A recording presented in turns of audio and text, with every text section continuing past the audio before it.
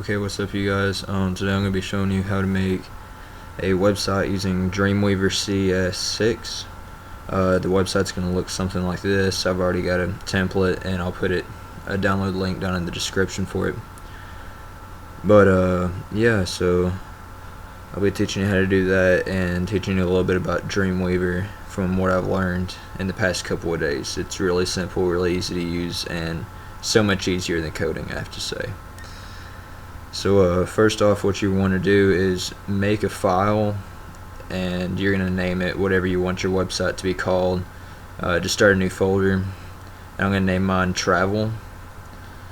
And what you're going to do, that's going to pretty much just separate all your files and make it so it's nice and neat and the files aren't separated all over your computer. But first, what you want to do is you're going to want to insert this toolbar that I have, and it's going to have all these different icons up at the top right here, and on the side over here it's going to say insert, but I've already done it. So what you're going to do is you're going to drag the insert tab and you're going to put it on your just right above, like right in here. Right click and press add color. You're going to want to find your file, and as you can see I've already found mine. You're going to want to find your file, make sure you know where the file is, and then you're going to want to click on start a new site, and you're going to title it whatever you want, and I'm going to name mine travel tutorial and locate the file by clicking right there. Scroll down and just find wherever you put your file. I think I'm going to have to rename mine tutorial 1 because I've already got a file set up as this. So, and then you're just going to save it.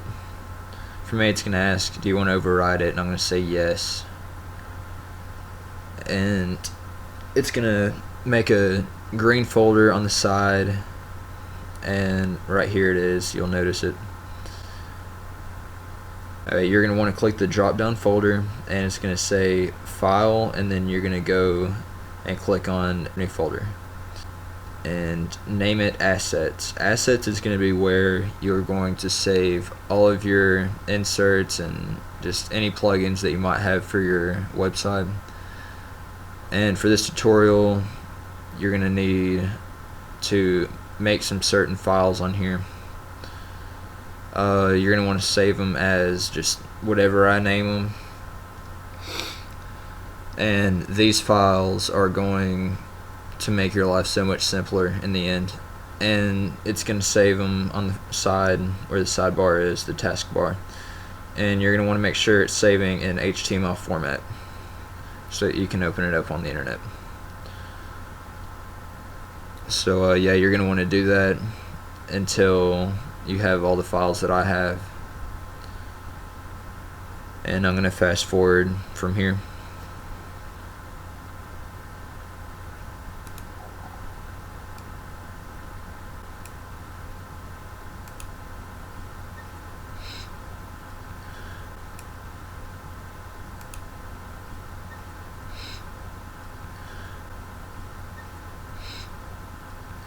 Alright, and you're going to want to save your home page as index. You just want to get in the habit of doing that. Index is always going to be your home page. And right here I'm just going to find my file that I'm going to overwrite and save it so I can show you guys how to go in and edit this.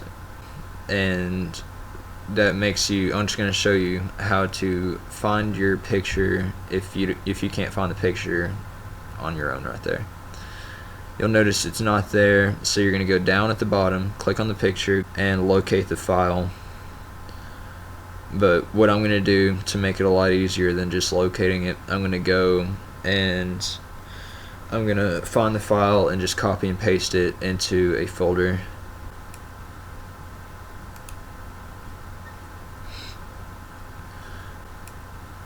Okay, and then you're going to want to copy it and go into your file that you made at the very beginning of the tutorial, and you're going to want to paste it in the assets folder. That's going to be where your pictures are going to be at. Just paste right there. And then you're going to want to refresh your page. Just clicking down at the bottom should refresh it. And you're going to see that's going to pop up.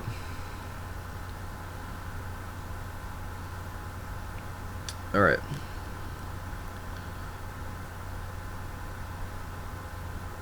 And you'll see once you refresh, you can right click and then refresh right there.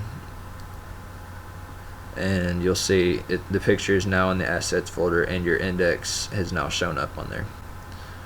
And if you double click on each of your HTML files, they're going to open up separately and you'll be able to edit your web pages.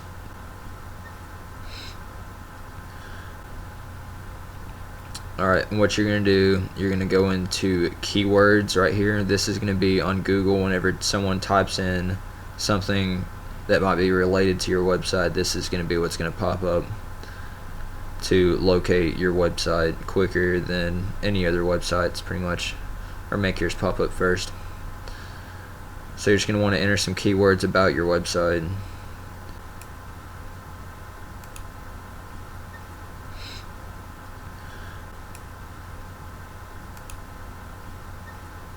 Right here you're just going to press enter. That's going to enter a new break, and then you're going to type in the address, the phone number, just anything about your company that you might want other people to know.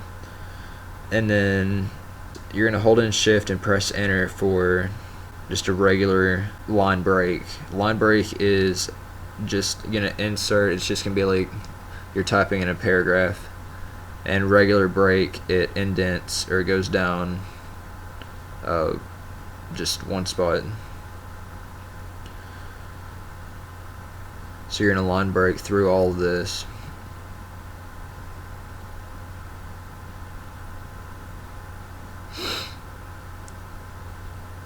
And then you can go up at the top and you can just right click. There's going to be a star and you're going to click on save. Right click and then click save to save your file and save your progress that you've been working on.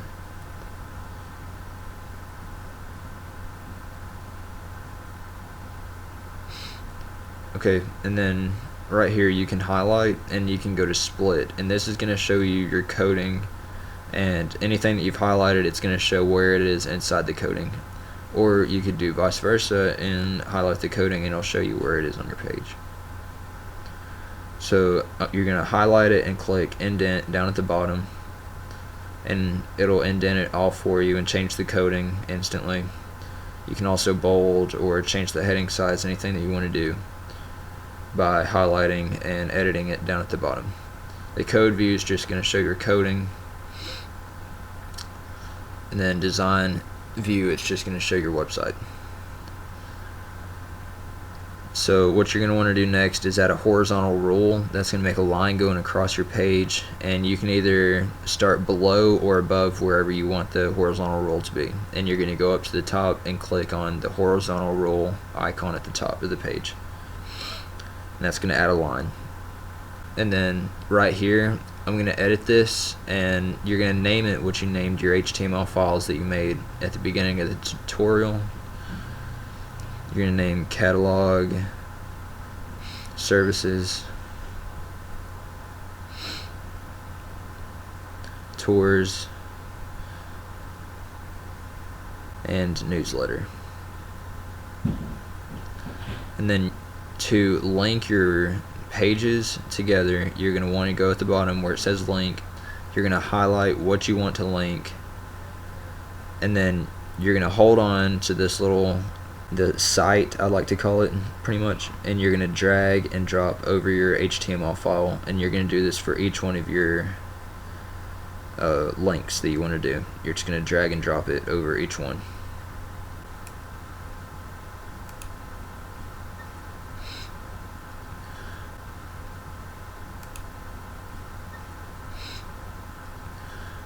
So you're going to go down to the bottom of the page and you're going to erase the date, and to set the date so it sets automatically every time you save, you go to the calendar at the top and it's going to open up, and you're going to choose the top one and click the little checkbox that says update automatically when saved, and then click OK. and then you can just file and save that.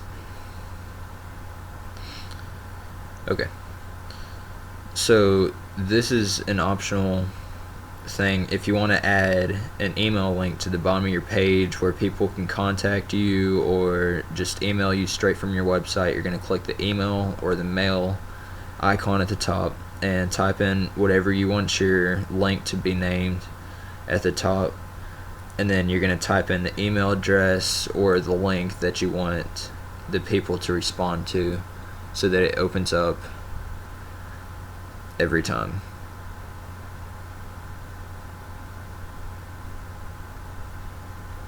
Alright, and you're going to see it now says it's now a link and it says contact us, and I think just to make it look better I'm going to highlight and indent that. Alright, next I'm going to teach you how to edit your horizontal rule.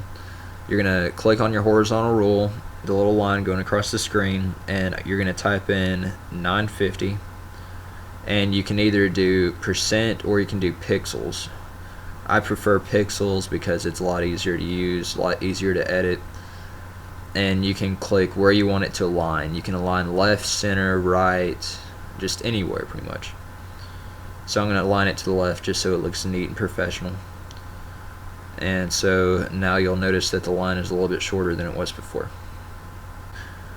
Okay, and next, to get this history bar down at the bottom, it pretty much just shows you your whole entire history, and it's easy to use if you want to go back and redo something. But right now I'm just going to clear mine by clicking the drop down box and press clear history and yes. Alright, and then right here you're going to go at the top and you're going to go to window and click on history, and that's going to add the history bar to your sidebar. And to close any of the sidebars you can just double click the bar and it'll minimize. One of the last things we need to do is spell check. You're going to go to commands and click on spell check, and it's going to spell check your entire website, and you can change anything you want, and it's going to ask you if you want to spell check the rest of your website on other pages and such, and you're going to click yes, and then after that you're going to want to save it. But yeah guys, that's going to be it for this tutorial. Stay up to date and subscribe, and I'll have a new tutorial soon. Thanks for watching guys.